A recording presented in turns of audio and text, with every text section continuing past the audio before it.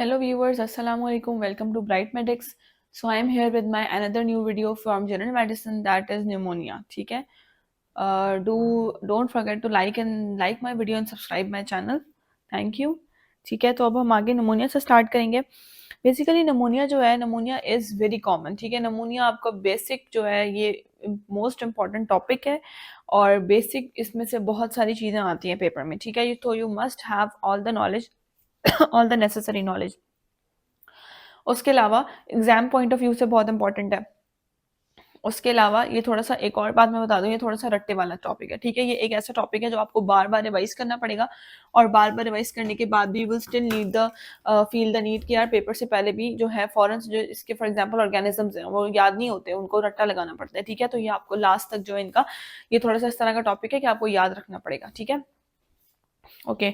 अच्छा, pneumonia basically है क्या? Pneumonia is a form of acute respiratory illness. ये एक अक्यूट रेस्पिरेटरी इन्फेक्शन है जो कि इन्वॉल्व करता है लंग्स को, आपके इंटरस्टिशियम को और साथ में आपके जो लोअर वाले एयरवेज है, ब्रोंकस, ब्रोंकियोल्स, उनको. ठीक है, लंग की लोब्स को इन्वॉल्व करेगा, ब्रोंकस को, ब्रोंकियोल्स को, एल्वुलाई को इन्वॉल्व करेगा. ठीक है, ये तो हमें पता है. जहाँ पर भी इन्फेक्शन होता है वहाँ पर बैक्टीरिया होता है, वो पस प्रोड्यूस करता है. ठीक है, तो बेसिकली क्या होगा, जब हमारे पास लंग के अंदर एक इन्फेक्शन हो जाएगा, वहाँ पे पस प्रोड्यूस होगी, तो उसकी वजह से क्या होगा कि फॉर एग्जाम्पल ये आपका लंग है. ठीक है,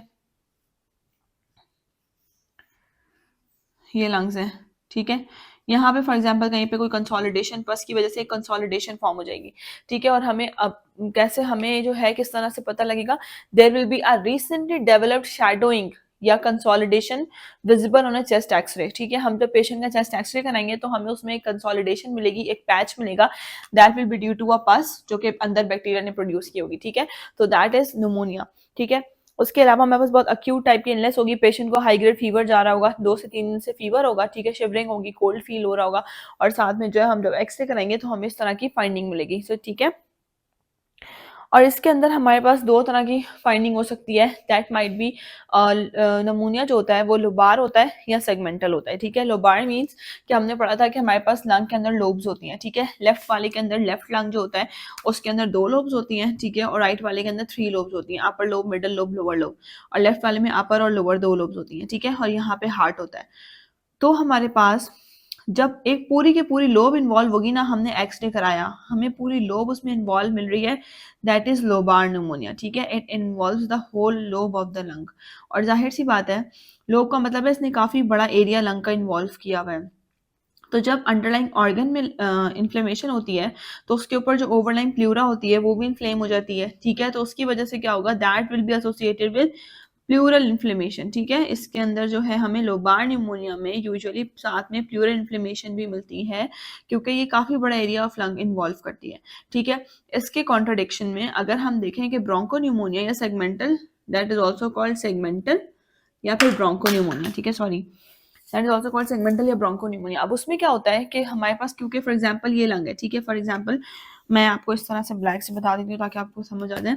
ये लंग है. ठीक है, ये एयरवेज है, ये डिफ्रेंशिएट हो रहे हैं डिफरेंट ब्रोंकस और ब्रोंकियोल्स के अंदर. ठीक है, अब ब्रोंकियोल्स फर्दर आगे आके आ रहे हैं, यहाँ पर एल्वेलाई पड़े हुए, these are the air sacs. ठीक है, अब अगर हमारे पास निमोनिया इसको इन्वॉल्व कर रहा है ना, इन एयरवेज को, सो this is also called segmental या फिर ब्रोंको निमोनिया.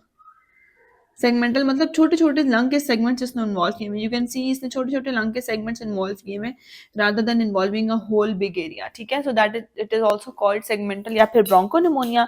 ठीक है, अब इसके साथ जो हमारे पास टर्म यूज होती है उसमें क्या होता है, एल्वेलर कंसोलिडेशन होती है. ठीक है,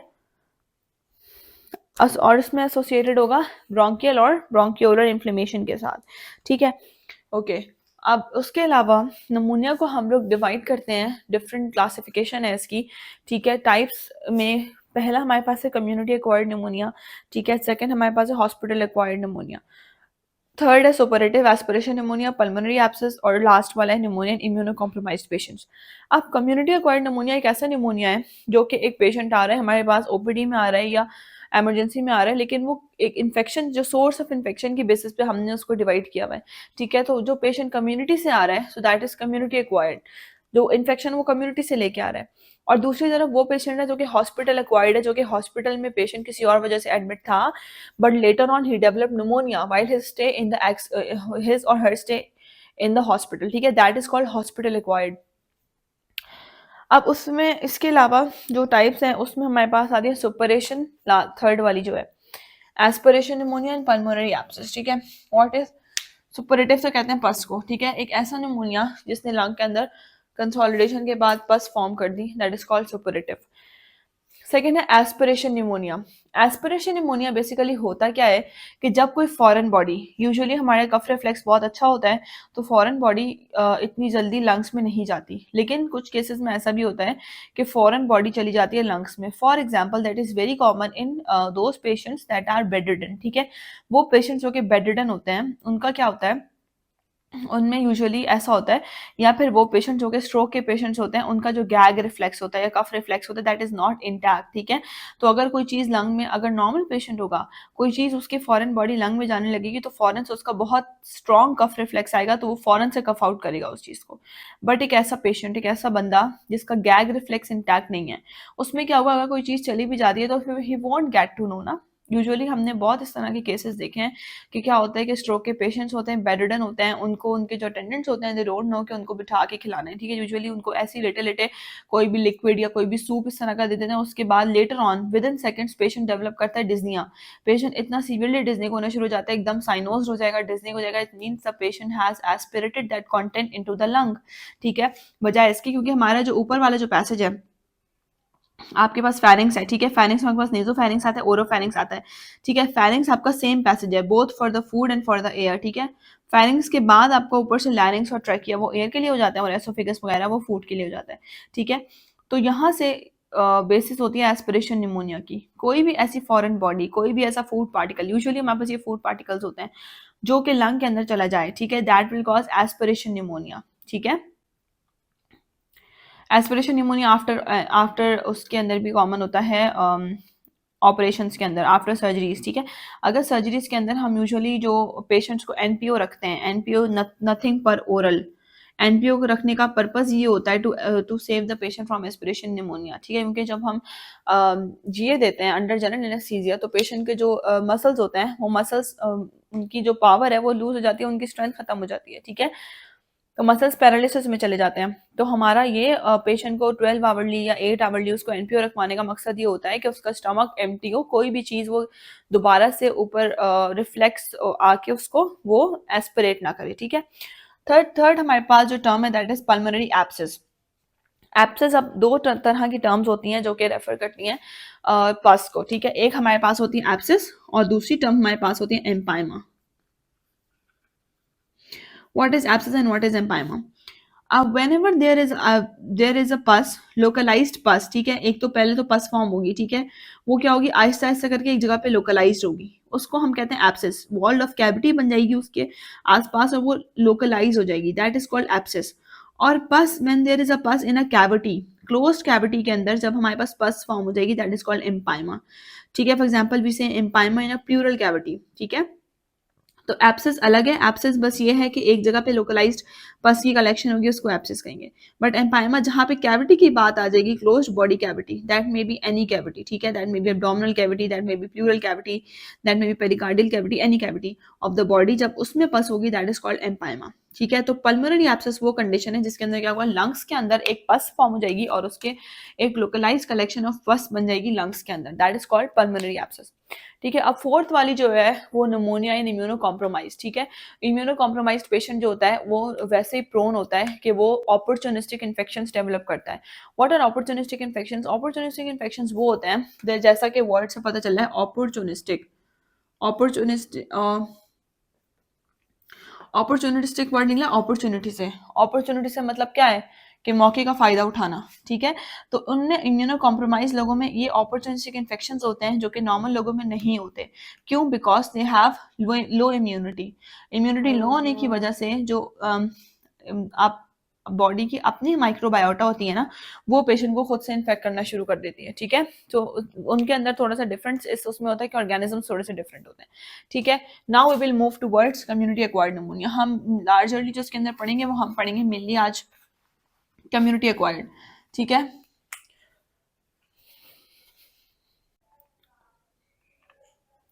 ठीक है, तो अभी हमने स्टार्ट करना है कम्युनिटी एक्वायर्ड न्यूमोनिया से। ठीक है, community acquired pneumonia is number 1 killer in children. ठीक है, और ये यूजुअली एक्सट्रीम्स ऑफ एजेस को इन्वॉल्व करता है, मतलब बच्चों को और बूढ़ों को इन्वॉल्व करेगा ये।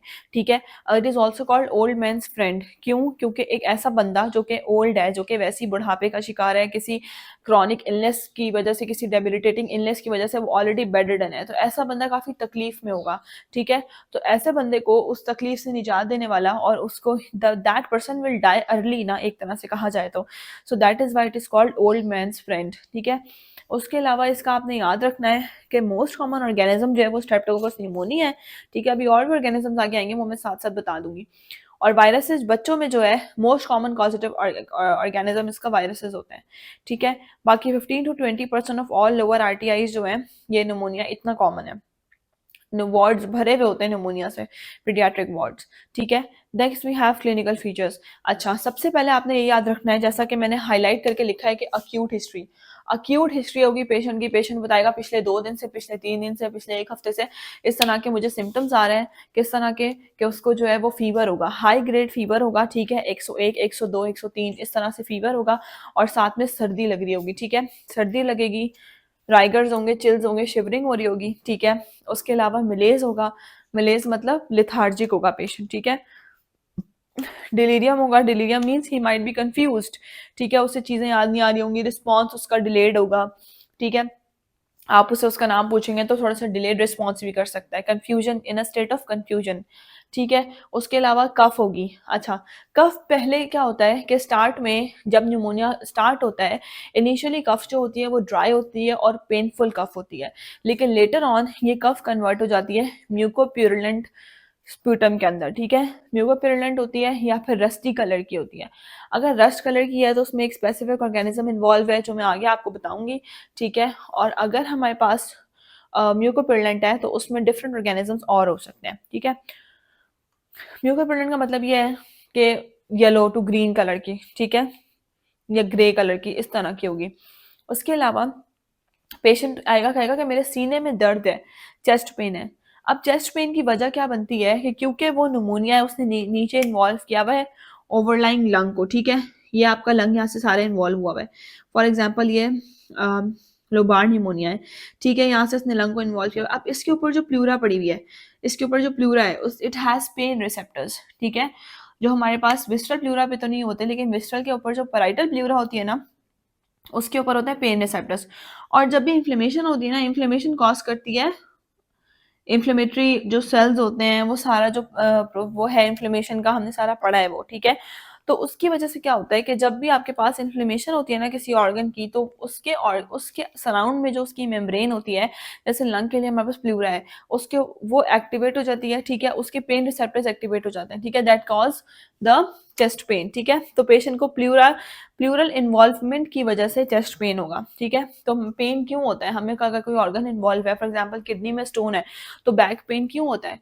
क्योंकि हमारे पास जो बैक की जो वो है रीट्रोपेरिटोनियम। ठीक है, किडनी इज अ रीट्रोपेरिटोनियल ऑर्गन ना, पेरिटोनियम के पीछे है, लेकिन उसकी जो पेरिटोनियम है, जो because kidney is behind the peritoneum ना, तो पेरिटोनियम की एक लेयर उसे है, उसके उसको टच कर रही है, तो वो वाली जो लेयर है वो इरिटेट हो जाती है, वो इन्वॉल्व हो जाती है, एंड दैट कॉजेस पेन। ठीक है, इसी तरह से कोई भी अगर इंट्रा एब्डोमिनल ऑर्गन है, जब उसमें इन्फ्लेमेशन होती है तो वो पेरिटोनियल लेयर की इन्वॉल्वमेंट की वजह से पेन होती है। ठीक है, तो same is the case hair.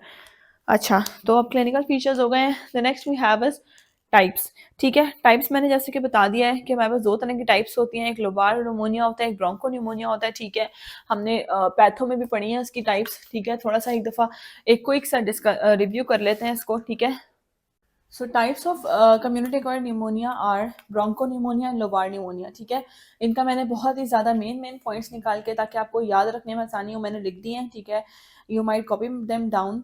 ठीक है, और आप इनको याद रख सकते हैं।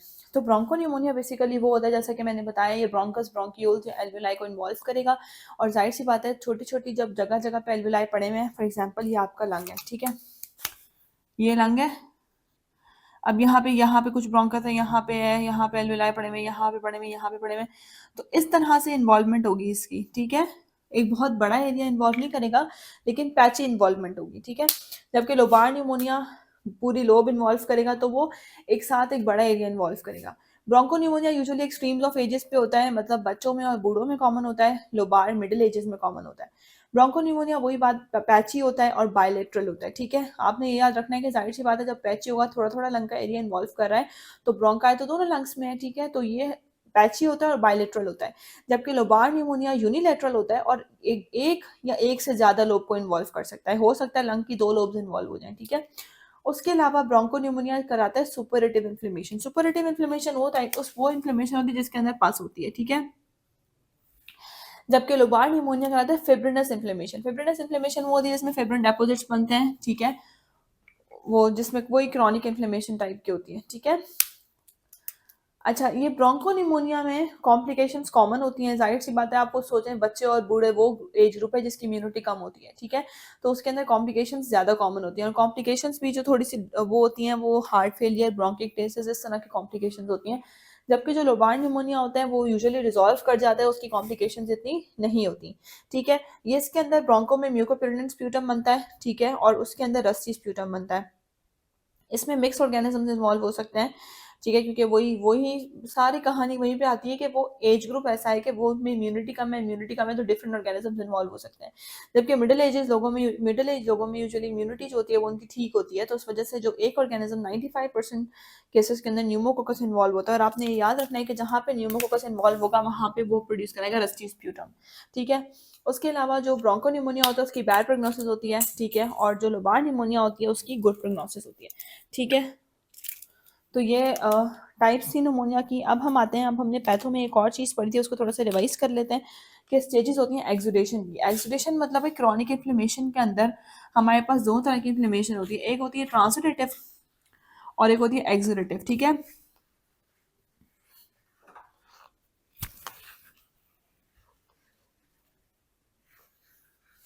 ठीक है, अब एक्सुडेटिव इन्फ्लेमेशन जो होती है वो इन्फ्लेमेशन होती है जिसके अंदर आपका जो एक्सुडेट बनता है, ठीक है, जो इन्फ्लेमेटरी मटेरियल होता है वो थोड़ा सा थिक होता है, ठीक है, तो वो दैट इज एक्सुडेट। अब उसके अंदर बस मैं एक दफ़ा आपको थोड़ा सा रिवाइज करा देती हूँ, उतना इंपॉर्टेंट नहीं है बट डेविडसन में मेंशन है, इस वजह से मैंने थोड़ा सा एक टच करूंगी इसको कि जो स्टेजेस ऑफ एक्सुडेशन है उसके अंदर आपके पास पहली स्टेज होती है कंजेशन की, ठीक है, जिसके अंदर इन्फ्लेमेटरी सेल्स आना शुरू हो जाते हैं, इन्फ्लेमेशन होती है, ब्लड फ्लो बढ़ जाता है। दूसरी होती है रेड हैपेटाइजेशन की। रेड हैपेटाइजेशन इस वजह से होती है कि जो ऑर्गन होती है उसकी कंसिस्टेंसी लिवर की तरह हो जाती है, that is why it is called हैपेटाइजेशन, ठीक है, और जो उसमें ब्लड फ्लो बढ़ने की वजह से वो रेड हो जाता है, ठीक है। The third stage is grey हैपेटाइजेशन।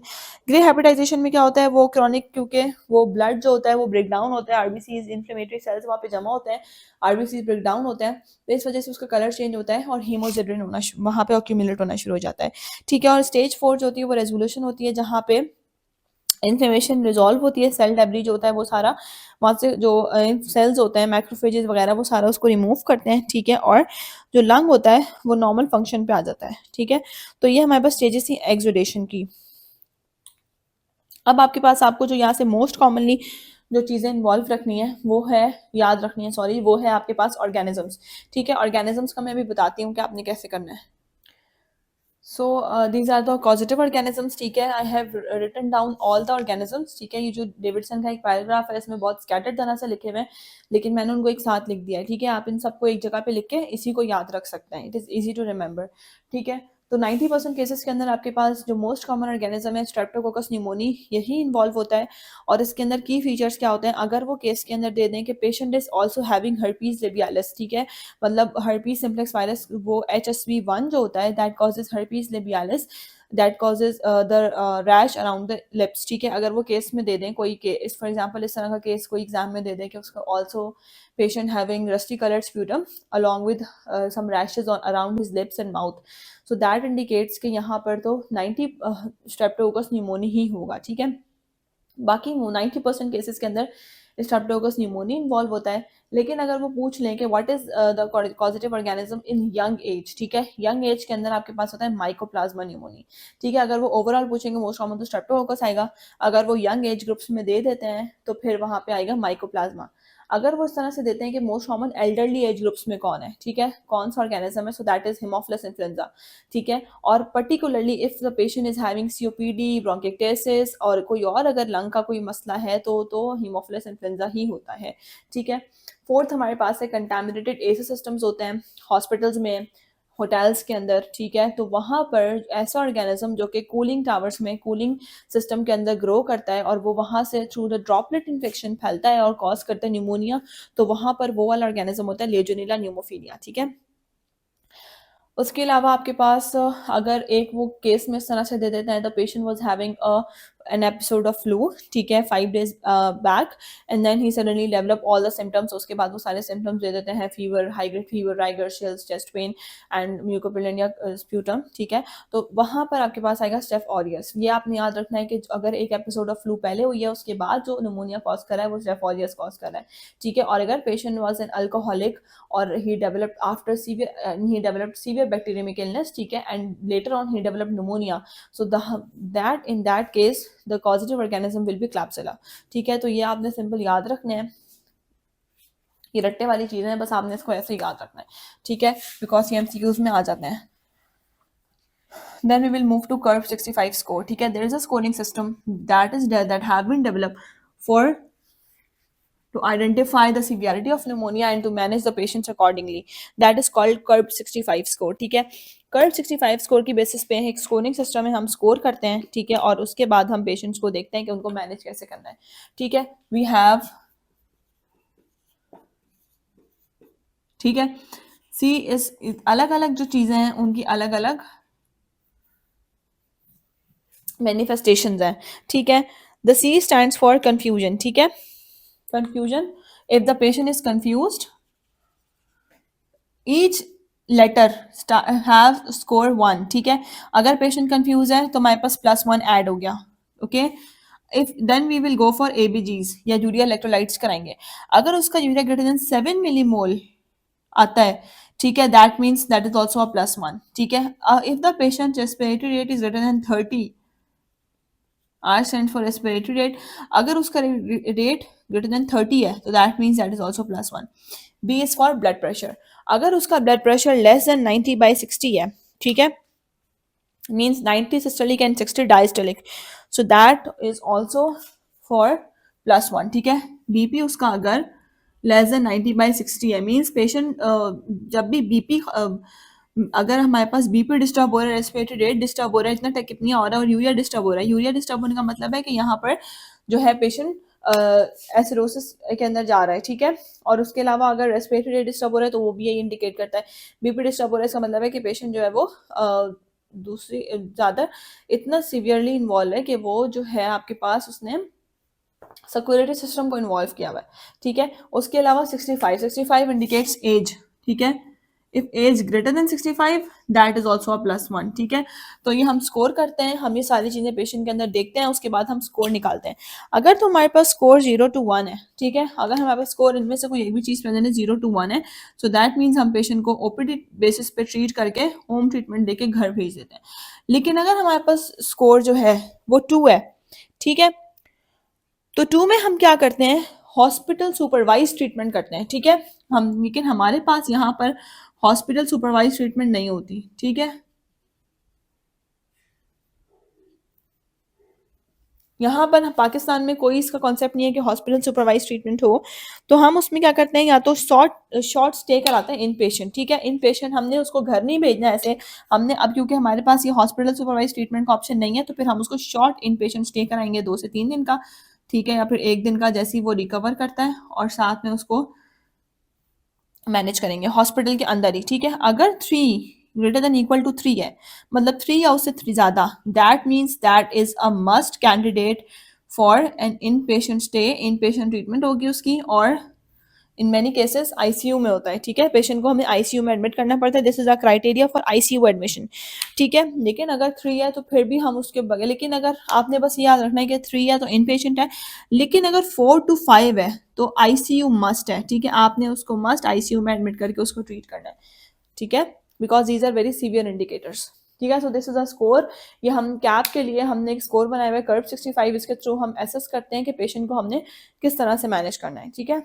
Then इसका यूज भी यही है, इट क्योंकि जो सीवियर पेशेंट्स होते हैं, जो सीवियरिटी के साथ आते हैं, वो डिस्टिंग्विश इजीली हम इसको इस स्कोरिंग के बेसिस पर उनको डिफ्रेंशिएट करके उनकी मैनेजमेंट अच्छी हो जाती है, ठीक है। Then we will move to investigations. Investigations के अंदर हमारे पास आता है कि आप कौन कौन सी इन्वेस्टिगेशंस कराएंगे, ठीक है, और उसमें आपको क्या क्या फाइंडिंग्स मिलेंगी। मैं यहाँ पे पहले इन्वेस्टिगेशंस लिख देती हूँ, ठीक है। Then we will get to know कि आपके पास उसमें आपको खुद समझ आ जाएगी कि हमें कौन सी इन्वेस्टिगेशन में क्या फाइंडिंग मिलेगी।